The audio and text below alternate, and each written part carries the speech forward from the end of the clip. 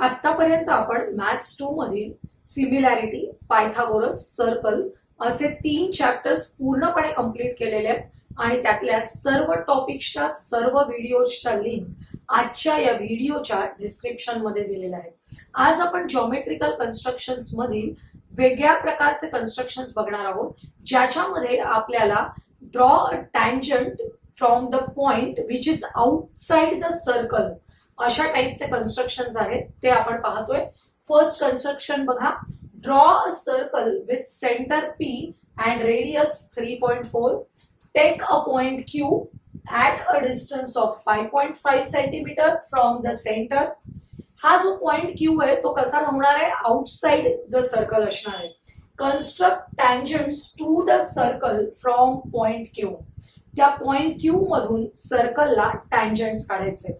आपण ऑलरेडी बघितलेलं आहे एक थिअरम की ज्याच्यामध्ये हे जर सर्कल असेल तर याच्या बाहेर असलेला पॉइंट आउटसाइड द सर्कल याच्यापासून आपण किती टँजंट्स ड्रॉ करू शकतो, 2 टँजंट्स ड्रॉ करू शकतो। आणि आपण बघितलं होतं these tangent segments are congruent. यामध्ये आपण पाहिल्याप्रमाणेच इथे आपल्याला टँजंट्स काढायचे। बघा आपण काढूया, P सेंटर घेऊया आणि radius of the circle is equal to 3.4। Compass मध्ये तुम्हाला 3.4 डिस्टन्स घ्यायचंय, एक्झॅक्ट डिस्टन्स घ्यायचंय। लक्षात घ्या 3.4 असं एक्झॅक्ट डिस्टन्स घेऊन point P as a centre आपण सर्कल काढतोय आणि 3.4 रेडियस।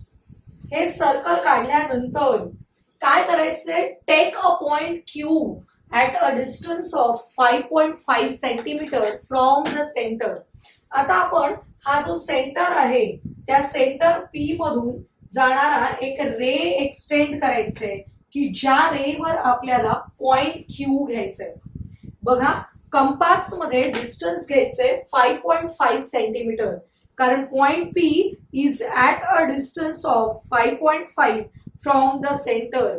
5.5 डिस्टन्स घेऊया आपण कंपास मध्ये आणि कंपास ठेवायचे सेंटरवर आणि 5.5 डिस्टन्सने आर्क करायचे।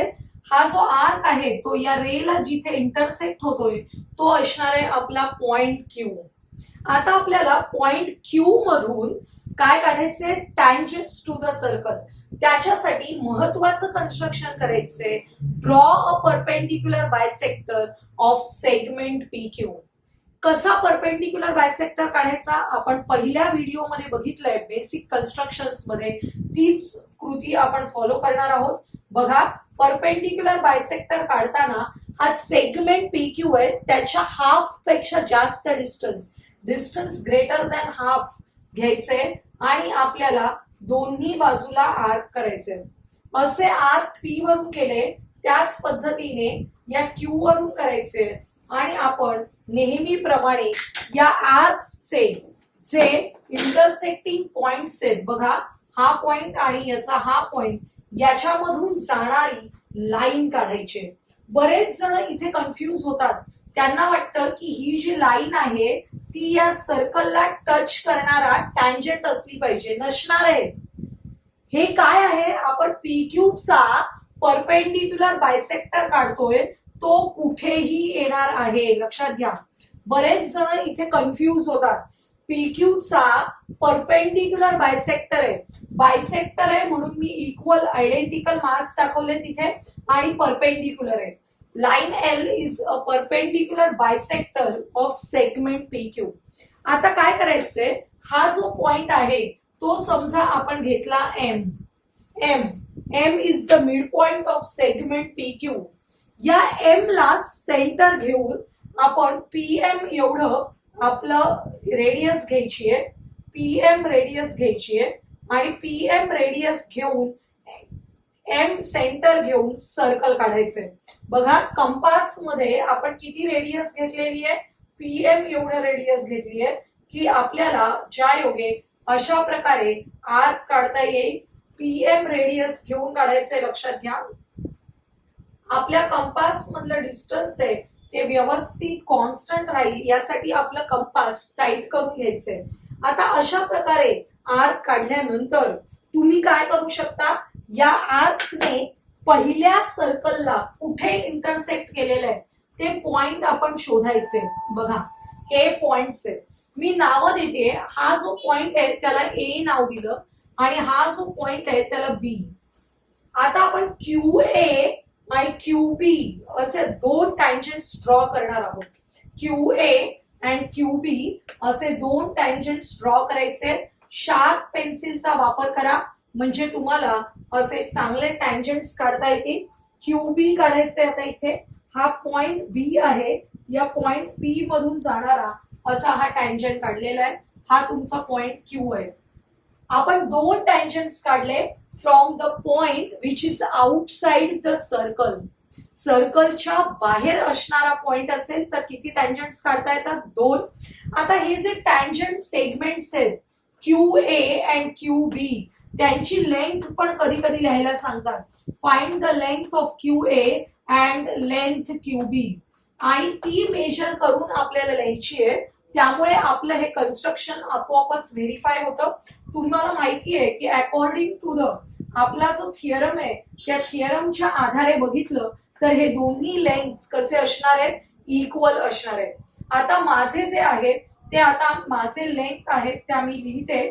तुमच्या वेगळ्या असणार आहेत कारण की आपलं जे हे घेतलेलं आहे आपण माझ्या 4.3 सेंटीमीटर या प्रमाणामध्ये आलेले आहेत. लक्षात घ्यायचं की these two tangent segments are congruent. Therefore, length of these two segments should be equal. आपले ते इक्वलच असले पाहिजे तरच आपलं कन्स्ट्रक्शन एक्झॅक्ट आहे असं आपल्याला लक्षात येईल. Second construction, draw a circle of radius 3.4 centimetre and centre E. Centre E असलेलं सर्कल काढायचंय. नेक्स्ट आपण नंतर वाचूया. काय होतं बघा, बऱ्याचदा आपण वाचतो आणि सगळं हे होऊन जातं. 3.4 सेंटीमीटरचं सर्कल काढूया आपण. 3.4 सेंटीमीटर रेडियस घ्यायचंय कंपास मध्ये. एकदम एक्झॅक्ट रेडियस घ्या. 3.4 centimetre radius and centre E. या सेंटरला आपण नाव देऊया centre E of the circle. अशा प्रकारे रेडियस काढल्यानंतर पुढे काय सांगितलंय बघा. सर्कल काढल्यानंतर आपल्याला सांगितलंय take a point F on the circle. Take a point F on the circle. आपण असाच इथे समोरच घेऊया एफ म्हणजे कन्स्ट्रक्शन करणं सोपं जातं सरळ पुढे. F on the circle. Take another point A such that E F A. E F A आपल्याला ए याच्या पुढे घ्यायचंय. त्याच्यासाठी आपल्याला रे ई एफ एक्सटेंड करावा लागेल. आपल्याला काय करावं लागणार आहे? रे ई एफ एक्सटेंड करावा लागणार आहे. आणि मग आपल्याला पुढची कंडिशन लक्षात घ्यायची आहे. E F A and F A is equal to 4.1. F A is equal to 4.1.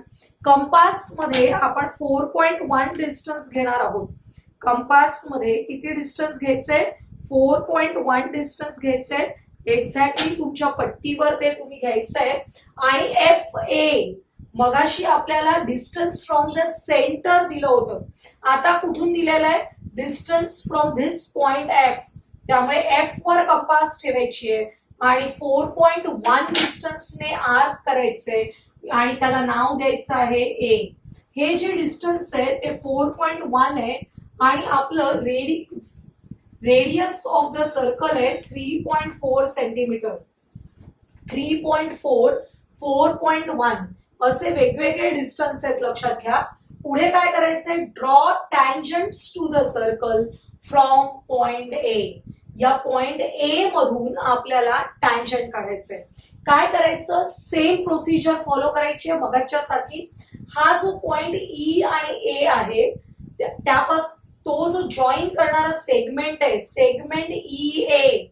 या सेगमेंट ई ए चा परपेंडिक्युलर बायसेक्टर काढायचंय. बघा ई वर कंपास ठेवायचे. निम्म्यापेक्षा जास्त डिस्टन्स घ्यायचं कंपास मध्ये. ई वर कंपास ठेवून अशा प्रकारे दोन्ही बाजूला आर्क करायचे. या ए वर कंपास ठेवायचे आणि आपल्याला पुन्हा यावर मघाशी केलेल्या आर्कला इंटरसेक्टिंग आर्क करायचे. काय झालं बघा, आपण काय काढतोय, perpendicular bisector of segment EA. आपली जी नेहमीची परपेंडिक्युलर बायसेक्टर काढण्याची प्रोसिजर आहे ती फॉलो करायची आहे. आता आपण हे अशा प्रकारे जी लाईन ड्रॉ करू ती आपोआपच परपेंडिक्युलर बायसेक्टर असणार आहे. आपण दाखवायचंय ते अशा प्रकारे चिन्हांनी. हा झाला परपेंडिक्युलर बायसेक्टर. हा जो पॉइंट F आहे हा मी मुद्दाम इथे लिहिते. हा पॉइंट F आहे आणि हा आपल्याला मिळालेला आहे M. M is the mid point of the segment EA. EA चा मिड पॉइंट आहे M. आता आपण पुन्हा कंपास घ्यायचंय आणि या M ला रेडियस घेऊन, M हे रेडियस M ला सेंटर समजून या E पर्यंतचं डिस्टन्स घ्यायचंय कंपास मध्ये. M सेंटर समजून E पर्यंतचं डिस्टन्स घ्यायचंय आणि आपल्याला सर्कल काढायचंय.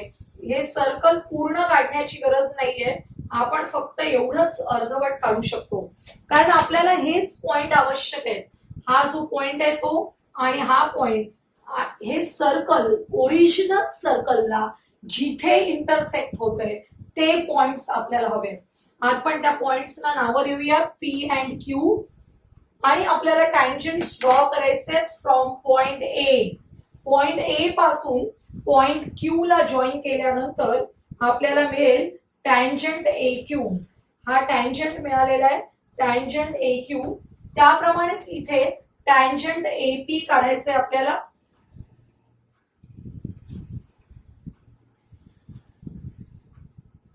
टँजंट AP काढलाय.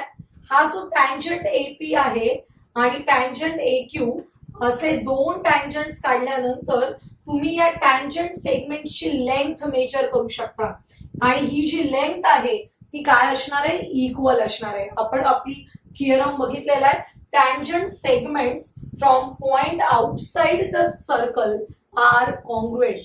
त्यामुळे AP is equal to AQ असणार आहे. तुम्ही मेजर करून पाहू शकता. अशा प्रकारचं कन्स्ट्रक्शन बऱ्याच वेळा 4 मार्कांसाठी परीक्षेला विचारलं जातं. Next construction, draw a circle of diameter 6.4. बघा, आपल्याला रेडियस न देता डायमीटर दिलेला आहे. Diameter 6.4. Diameter is double the radius. म्हणजे रेडियस काढायचं असेल तर D/2 करायचंय.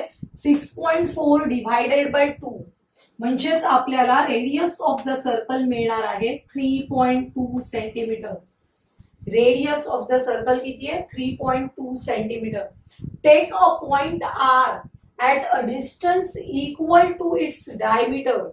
आपल्याला पॉइंट R घ्यायचंय सो दॅट त्याचं डिस्टन्स फ्रॉम द सेंटर किती असणार आहे, डायमीटर एवढंच. याचाच अर्थ किती, 6.4 सेंटीमीटर. आपण कन्स्ट्रक्शन काढायला घेऊया अगोदर. बघा, एक सेंटर घेऊ. रेडियस ऑफ द सर्कल आपण रफ कॅल्क्युलेशन करून काढलेली आहे 3.2. कंपास मध्ये 3.2 डिस्टन्स घ्यायचंय. कंपास मध्ये 3.2 डिस्टन्स घेतलाय. इथे आपण कंपास ठेवलेला आहे आणि सेंटरवर कंपास ठेवून नेहमीप्रमाणे 3.2 रेडियस घेऊन सर्कल काढलेलं आहे. हे जे सेंटर आहे यांना नावं दिलेली नाहीयेत. ड्रॉ अ सर्कल, तर आपण याला कोणतंही नाव देऊया P. आता आपल्याला R हा पॉइंट घ्यायचाय at a distance of 6.4 equal to diameter. याचाच अर्थ किती डिस्टन्स घ्यायचंय, इक्वल टू 6.4. आता आपण P हा सेंटर आहे, यामधून हा रे काढूया. रे आपण काढायचंय या बाजूला. आपल्याला कन्स्ट्रक्शन करायला सोपं जाईल अशा डायरेक्शनलाच नेहमी रे काढायचा.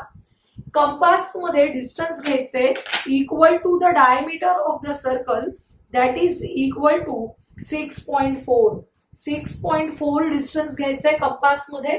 त्यामुळे पॉइंट P वर कंपास ठेवलाय आणि equal to diameter that is 6.4 distance घेतलेला आहे आणि आपल्याला हा जो पॉइंट मिळालेला आहे त्याचं नाव आहे R. Take a point R. त्यामुळे हा पॉइंट आहे R. पुढे काय सांगितलंय, draw tangents from the point R. या पॉइंट आर पासून आपल्याला काय काढायचे, टँजंट्स काढायचे. सेम प्रोसिजर फॉलो करायची आपल्याला. Draw the perpendicular bisector of segment P R. बघा, परपेंडिक्युलर बायसेक्टर ड्रॉ करतोय आपण. त्याच्यासाठी पी आर च्या निम्म्यापेक्षा जास्त अंतर कंपास मध्ये घेतलेलं आहे आणि अशा प्रकारे आपण आर्क केलेले आहेत.